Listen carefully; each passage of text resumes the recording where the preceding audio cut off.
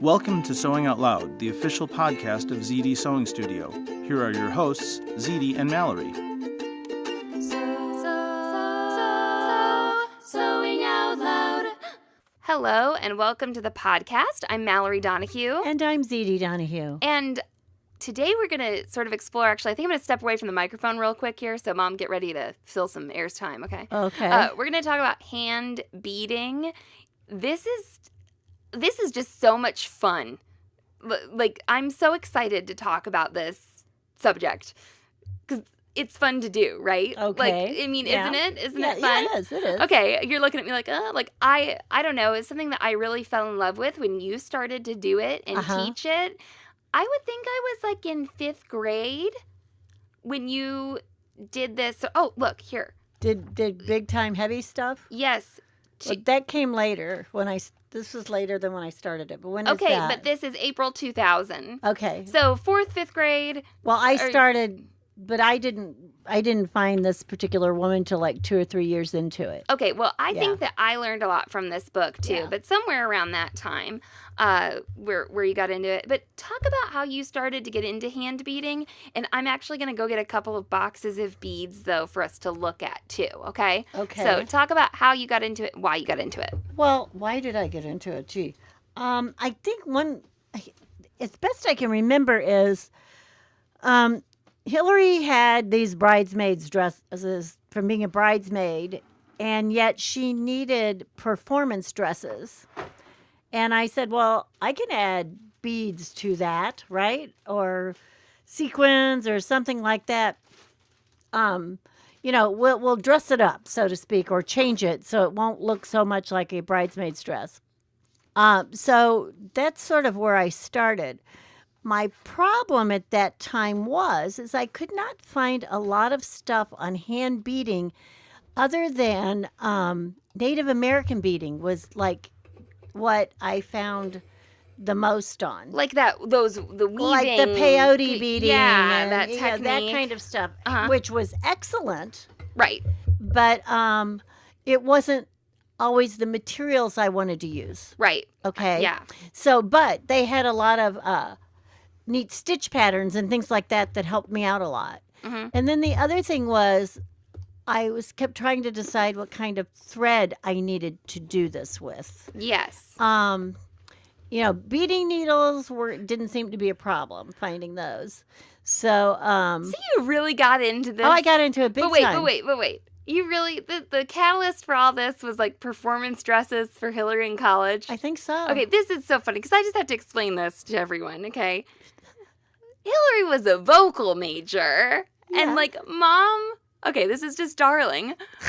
Well, I don't know. I was just laughing. You were so concerned with Hillary, like, looking good and wearing something absolutely beautiful while she was singing. I have to tell you, there were some really awful dresses. Well, okay. I saw some beautifully talented people, men and women, who looked terrible, which I thought was distracting when they had these beautiful voices. And they're supposed to be performing. Yes, and I felt like distracted by what they were wearing. Yeah. It didn't fit, or maybe like, here's these young girls with big bosoms and they were hanging out the sides. Right. And I was like, this is distracting. I should be people should be listening to these people. Right.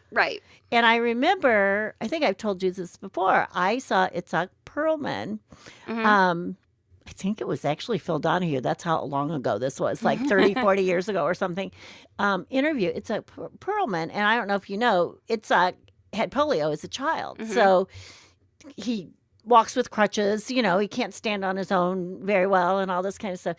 And he talked about it's 50%. And he's a violinist. Right. I mean, world renowned. I mean, no one better at certain times, right? And he talked about how you should look. And he said you should not be a distraction because half of it is how you look. And he said sometimes he liked to be seated. Yeah. Before he was seen, especially, he did not want to like walk across a big, long stage where the especially if it looked like it took him a lot of effort and it was uncomfortable for him because it made the audience uncomfortable. That's interesting. Yes. So he said, part of it's not only listening, it's also visual, and they want to feel good about what they're seeing. That's interesting. And I do think, okay, this is getting a little off topic because you talked to me about that a while ago. You brought this up a while ago. And I wonder, though, how things have changed nowadays in terms of, like, people trying to be less, like, ableist, and less, like, I don't think he thought that people were you're a bad violinist. No, I think what he was saying is he did not want to distract from his music. He wanted that to be the only thing people were thinking about. And costumers, I've heard this from more than one professional costumer, right? Uh-huh. Because oftentimes costumes will not get mentioned in by critics or, in critiques or whatever, right? And the costumer is thrilled because it means it did not distract from the performance. Sure. So if the costumes are not addressed, by a critic, that's good. That's considered almost as good as it gets. Now, of course, if they're mentioned about how wonderful they are, that's great. Yeah. And more than great, No, but, that's very interesting. Yes, because it should be part of what's happening and not a distraction or even a focal point. Right. Okay, so I just thought it was really interesting that I'm just looking at a lot of beads here, that this resulted from Hillary being music major. Well, you're looking through the beads that are in the case that your dad made, right? Yeah. But the funny part about the case being made, right, is that at one time I had them in this like tackle box thing. Yeah. Now it was an extravagant tackle box, right? Uh-huh. It was a $75 tackle box, not like a $20 tackle box, right? Right.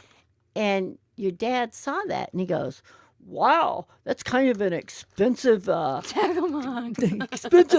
container for some beads, isn't it?" And I thought, oh my God, thank God he doesn't know how much the beads are that are in them, because I'm sure there were thousands of dollars worth of beads in there. Yeah, there's thousands of dollars. Because there's Swarovski crystals, there's handmade lamp beads, all kinds of beads. Okay, so we did get off on a little tangent there, but I think it's great because Zede really, has gotten into her craft in so many different ways, and I'm myself just kind of like realizing, like, this is a part of my consciousness for a long time, So Zede, you're talking about surface design beading, right? Like beading onto fabric, because like you mentioned, a lot of the resources available at the time were about the bead weaving, right, and the peyote stitch and all that jazz. And one of my big concerns was, I think I can get these beads on.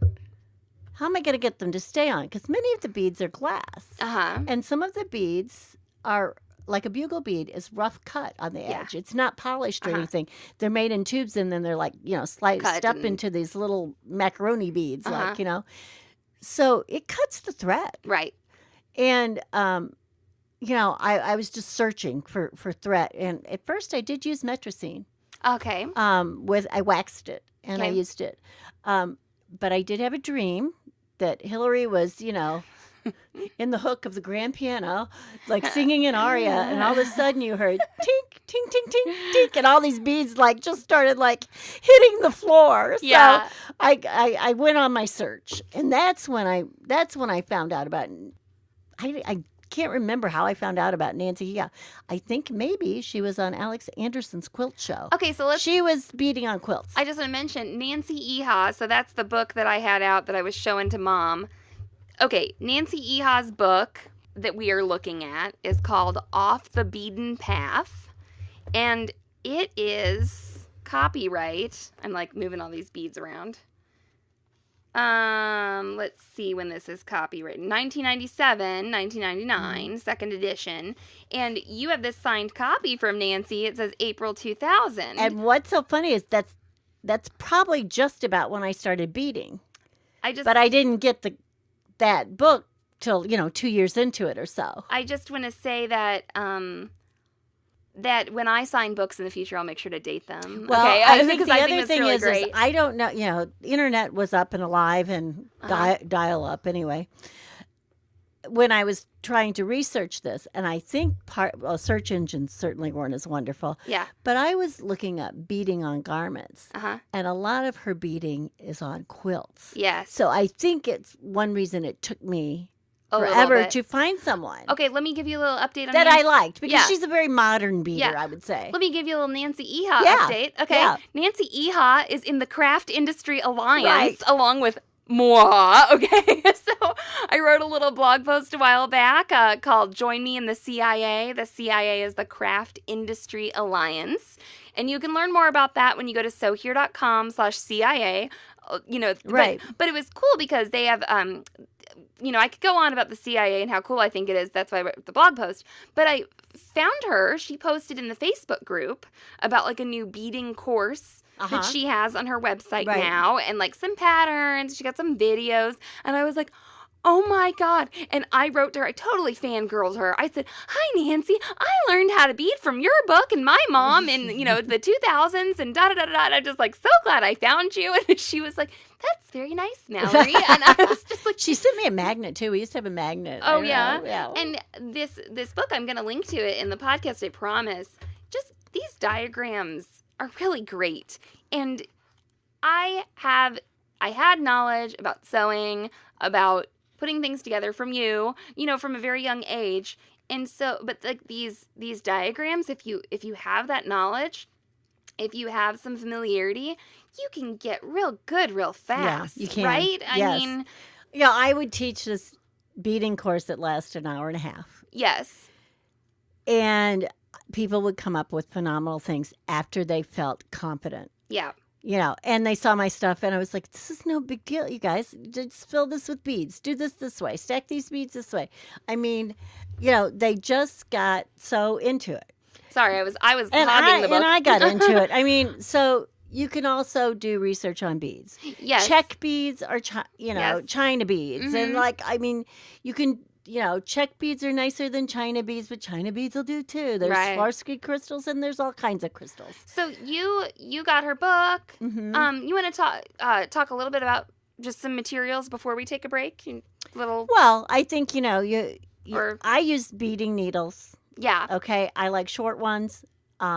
They work best for me. I think they work best for fabric. I use silamide thread. Silamide. SILAMIDE. Yeah. Now that thread is often used in by tailors and dressmakers to baste for alterations, but it also comes in colors. And when beading, I will match the color of the bead usually, or the color of the garment, depending Depending on what's going on, yeah. Or if I choose a clear bead and I want to add color, I might add a color through that bead. And the silamide now, I mean, it is marketed. There's a brand called Beadsmith. Is there? Yeah, it's and probably that's her. That's all the color. I don't know if it's her or somebody else. But we'll link to all this. But Yeah. having that wax thread, and it lasts a long time. Oh yeah. It's very nice and it lasts a long time. It can be good for other things. Well, I use Like you silamide said. to do the bustles. Bustles. Yeah. You use silamide for the bustles on wedding dresses. That's why there's white and off-white over so there. the wax thread, and it's stronger thread, so it doesn't get cut by those beads, right? Right, by glass right. beads. Right. I mean, it can get cut, but Sure. not like that. And the other thing is that wax allows you to get you can mash the thread and get through that little eye of the needle on the beading needle. So that's another thing that's good. So I learned that. The silamide I know I got from Nancy. I remember that specifically. Yay, I finally found a thread I think is decent, and she's telling me how good it is, and it was. Right. And it was very pliable. Some of them are nylon, and they don't bend well. Okay. Yeah. So, they didn't make the bead lay flat well. That's what I thought was the biggest difference when oh gosh, I forgot about this. Remember when we hosted the Bead Society at the shop? Oh, yeah.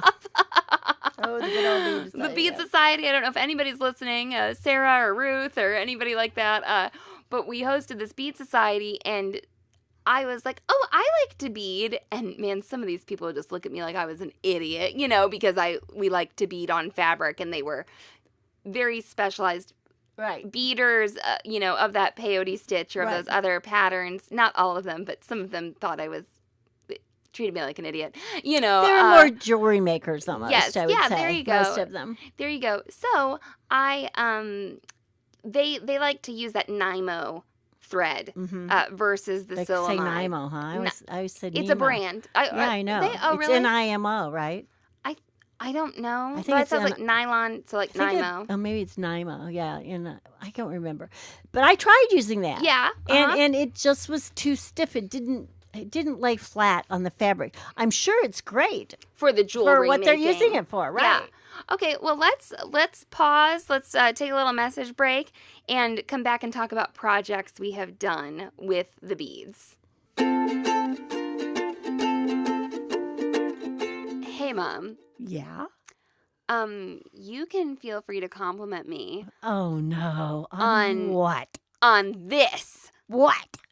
My feel free to compliment me enamel lapel pin. Oh, Mallory. Every time that you hear something wrong, are you going to make a lapel pin about it? Maybe. Do you want one? Yes, I do. Okay. Well, Isn't it teal? yes, it's teal and pink, and you can get one by going to sewhere.com/compliment. Just so you know, I'm not putting it on my lapel. It's going on my hat. Oh, it's going on your hat. It could be a hat pin too. Okay. All right. So if you want to get in on the feel free to compliment me in on the club, go to sewhere.com/compliment and order our very first sewhere.com lapel pin. Sewing out loud. And we're back. We are back. Mom has a little outline over there. Well, I just wanted to mention, because I have had people say to me, well, how do you know? What kind of design? Where do you get your ideas for design? Well, same place I get any of my ideas. Like, I can look at a tree and get an idea, or, sometimes silly things. I have beaded, I made a fabric one time. Remember when I was crayon drawing with, Catherine. designed a fabric when I was crayon drawing with Catherine, and I don't know where it came from. It came Sure. from, me drawing with Catherine. So I think you can draw your own, and you can draw them onto the fabric. Mm-hmm. You can do it with a pencil. You can do it with chalk. There are quilting patterns that people also bead. What do you call it when you Pounce, yeah. the free motion right, stuff. pounce type things with like stencils, things like that. The other thing, because I beaded mostly on dresses, is you may bead the line of the dress, and Mallory knows this, like a neckline Yes. or a hemline, a seam line, whatever. On Lindsay, the infamous prom dress of Lindsay's, I beaded actually on the actual design of the dress, the print of the dress. Yeah, are you going to talk about embroidery? I am. Yeah, Because on my dress, Uh-huh. on my Mother of the Bride dress, I actually did machine embroidery Uh-huh. and then beaded onto the machine embroidery. And this is related to, of course, hand beading is related to like hand embroidery and Right. like the hand crazy quilting and stuff, right? That I think is, if somebody's looking for a design, you got an embroidery machine, that is super fun to do. Yeah. That's what I did a lot for, like, I've got this belt started. And I put together like a couple of swirly designs, mirror image, and then I just like went to town with beads on that. I don't know if you remember Yeah. the cummerbund dress of Hillary's. It was the green dress with the sort of Yeah, it's like a beige the or like a yeah. it's like cream. It's Yeah, like a cream. creamy. Yeah, I know what you're talking about. I don't know if you remember her performing in that. Everybody came up and performed in that particular recital, and everybody had like on a plain black dress, plain black dress, Yeah, yeah. And most of them did look quite nice. And then she came up, and I don't know, how old would you have been? 8, 9? Yeah. And you went, oh, she looks like an angel. Aww. It was so funny. But that dress, we got some mileage out of that dress. Yeah. But all I did Was bead that was belt. bead that cummerbund belt. It was a big wide belt. I found, you talk about finding designs. Hillary gave me this little, like, it looked like a quill work box one time that had, like, yeah. paper glued Right, on right. it. And it was such a cool design that I traced that onto an embroidery, a stretched Right. embroidery hoop and, like, Right. did that. But I think kind of a fun thing that we have done a lot is the machine embroidery as sort of a base. Well, and I and think, then the you know, beading. you and I right now are talking about adding a lot of beads. Yeah. And there are things where just a bead or two, do you Mhm. know what I mean? Like you've embroidered an animal and you just do the eye. Or I'm thinking about Deirdre embroidering the carousel horse. Yes. And she just put a few little beads on his saddle, and one was sort of just dangling there. And that's the other thing it can give, is it can give movement. Okay. So you can have something hanging free. How about my ballroom dress, the silk ballroom dress, and I just in the newsletter a couple weeks ago included the brown dress. Yeah, included the how to sew on beaded fabric. Right. So that was a brown silk dress that had, what did they call that, like fusilli or something? Well, it's almost a lattice work. I don't know. No, but on the dress, on the actual dress. Okay, you did beading there too, but there's a lattice work back. Right. But then it had these bugle beads on the fabric. Yeah, the fabric was bugle Okay, beaded. so then Mom took these sort of like goldish brown bugle beads on this darker brown fabric. Of course, made it very beautiful. But Mom took some kind of what I would call like a chunky Swarovski crystal and put them just in a few places on the dress so that when you're spinning around it out catches there, the light. Yeah, doing the quick step and stuff, you know, you could just get the ting ting ting, and you did that in the lattice work too. Yes. You added beads to a dress that was already beaded. Maybe someone might have thought no more beads could go onto. But they were clear beads. Yes. And it was about the light. The light, yeah. It was about, I'll tell you what it was about. It was about the light and catching the judges. That's what it was about. Yeah. That's what it was about. Yeah. No, and the beads, you said dimension and movement. How about also weight? Yes. Okay. I was thinking about that. In fact, our one design I think we're going to have published, we were talking about, remember we were talking to someone at... We're going to have so Common many threads. things published I know. that I You can't probably keep don't know what I'm track, talking okay? but we called it the serger scarf. And we weight it. We usually weight it. Yes.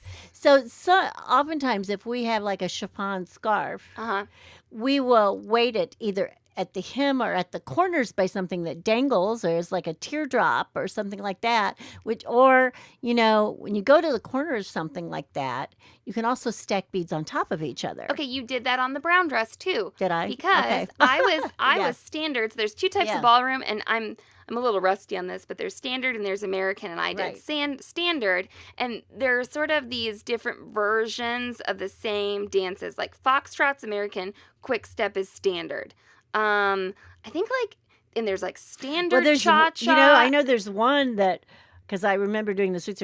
One you can put the feathers on the bottom, and one you can't. Yeah. So the costume was different too. Right. So you kind of they expect certain things in certain genres. And so I standard is a little less popular. So of course I was like, I want to do that, you know. And so we had to have floats. So you made these chiffon floats and they were attached at my lower back and then at my wrists. Okay. Yeah. So then, woo, so pretty movement. Talk about movement. And they needed to be weighted down. That's right. And you put those big chunky Swarovski crystals on that too. And that was really cool. And actually, just hot tip here. Those had to attach to my wrist. And what Mom did, she put a little lobster claw hook fastener thing on those floats. And we bought bracelets. We bought Swarovski crystal bracelets. And what Mom likes to call drag queen jewelry. Right. Okay, we bought 2 of those and just clipped those on. I thought that was just so smart. Oh, You're just so smart. So smart. Okay. So yeah, beads can add weight. They can add dimension. You know, where do you get your designs? What's your next? Well, beads. Okay, yeah, great. I mean, there's just so many when people start talking about beads. Like materials, there's glass, there's crystal, there's wood, there's clay and ceramic beads. Okay, like those glass ones, like lamp work. Lamp work beads are when those are usually made by hand, and the lamp is a flame that is burning. And basically, there's usually a bead that someone is taking more glass and putting a design on top of the bead. There are beads. I just want to tell people real quick. I know I'm There's interrupting beads you. that look like kitty cats. There's beads that look like animals. There are beads in this box here that are 20 years old, okay? Because I yeah. remember looking at them when I was 8, okay? And this one here, Mom, this has always been my favorite lampwork like that? bead. I don't know why. It's it's like a bluish gray, and then it has metallic gold, swirlies on it, and then some red dots, and then it's pink and light pink glass. After put you're together. talking about this, you better put this as a picture. I better put a picture. Yeah. Here, I've got actually a system in place now for this. okay. So Sam and I share a photo album. Well, Hot good. tip there. But yeah, the beads, they can be so engaging, and they can be around for a long time, right? Right. And it doesn't have to be a bead per se. It can be a shell. There's a lot of mother of pearl shapes out there that are made to string like a bead, where there is a hole through them. I think I have some birds. I've seen all sorts of little animals like that, things like that. Another thing I think we have to talk about when we're talking about beading too is sequins, because oftentimes the sequin is held on by a small seed bead. Well, and I don't know if you have. We talked a little bit about Nancy's illustrations, sort of, and techniques, and the technique you use is going to be defined by, the look you want and how you want the bead to hang and where you want it to be seen. You're talking about a sequin being held on by a bead. Right. Okay, well, and how about some of those, hanging charms that look like birds or something? That's right. You can't just sew that straight to the fabric and have the bird's head, on your chest. It depends. And stand out. No. It depends on where the hole is in the bird. That's what I'm saying. Right, okay, right. let's, what I'm saying. But what I'm saying is it's not like a button where it's through. You won't be able to see how the bird is sewn on. It's back behind the shape or the body. So depending on how the hole is, you might want to use a different technique. A lot of times there are, artisan type beads that people have made out of clay. There's with their ceramics, so it can be any kind of clay. The polymer clays are popular. Yes. Okay. That can be fun. What's that other stuff? The Fimo. No, not the Fimo, but the other stuff. I'll throw and think about it, where it's almost holographic looking. Anyway, there's all kinds of handmade beads that people make with for jewelry. People make beads out of paper too. Paper beads. We've made those. Wallpaper, all kinds of paper. Or fabric. Fabric beads. That's right. So it's not. The world is limitless, of course. Yes. A lot of wooden beads can be carved. They can just be carved decoratively. Another thing we can do with beads, depending on their material. So if they're wood or they're mother of pearl, we can dye them. Yeah. So if they're an organic material that takes dye, you can dye them. And yes, I've done that. You can dye plastic beads and plastic buttons, right? And beads, yes. Great point. Some plastic does not dye like Sure. others. It depends on, I guess, some of them have a coating, and they won't dye well, or the back will dye, but not the front, so then you wind up using the back, which is fine. I've also used buttons in beading. Yes. I've also held buttons on with beads. Yes. So, you can build, structures. Yes. Yes. With your beads, sort of how we were talking about the weaving, that people do. But, and I think a lot of the examples in Nancy's book and still on her website, they do have to do with quilting, more of a surface design. She's wearing a hat, though, I'm in her picture. I was going to say, we do have a website. What's her website? It is Bead Creative. BEADCREATIVE. Yeah, and actually she's got online courses and stuff now, so obviously Nancy has just been busy, doing things. She's probably as old as me. I'm not sure how old she is, but I will tell you, I don't remember ever reading anything in this book that I didn't get something out of. Yeah, and I just want to say that, I guess if a really excited... It was my Bible. Yeah. And I would make everybody buy it. They had to buy the book to take my class. Yes. So. Yes. And if a really excited, 5th grader, can get into it, so can you, right?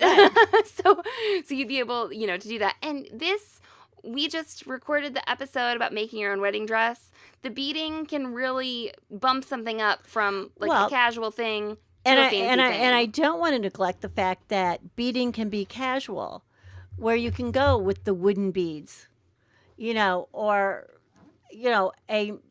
a not so formal bead or a not so formal pattern of beads.